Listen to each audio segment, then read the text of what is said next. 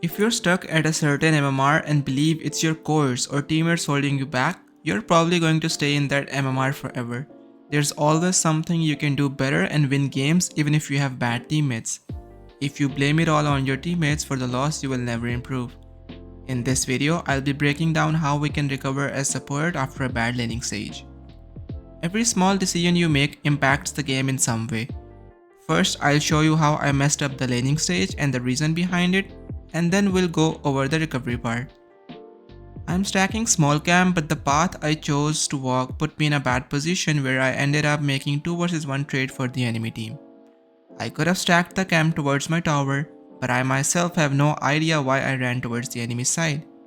Such mistakes happen when you're playing on autopilot or you're tilted from your previous games.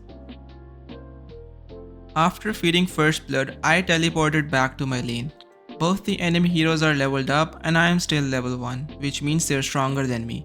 When enemy heroes are stronger than you avoid trading with them and find other ways to play the lane, like pushing the wave into enemy's tower or pulling neutral camps to bring wave closer to your tower. All I need to do is stay behind and get my level 2 as well. But I am again trading when I am clearly weak. I ended up feeding again because I took a really bad trade. At this point I have two options. Blame it all on my carry because I am always right, or accept my mistake and focus on how I can come back into the game. Remember this simple trick.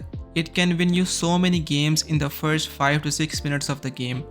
Every time you're dead, look at other lanes before teleporting back to your lane.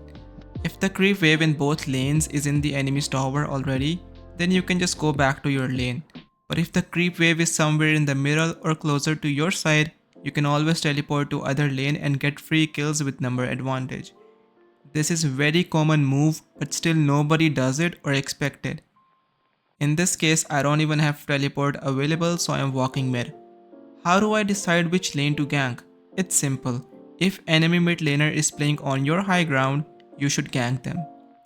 This is a position where mid laners always feed and you can punish this in every single game, unless you're playing against Queen of Pain or Puck, who can run away with their spells. If this Storm Spirit wasn't playing on my high ground, I would not have walked mid. I would have ganked the bottom lane instead. If your carry is doing fine without you, you can let them have solo lane for a while and start rotating on map. This will create pressure on map and force the enemy team to react to your movement. My carry is doing fine alone, I don't need to go top. Enemy mid laner is playing on their high ground, it's not easy to gank them.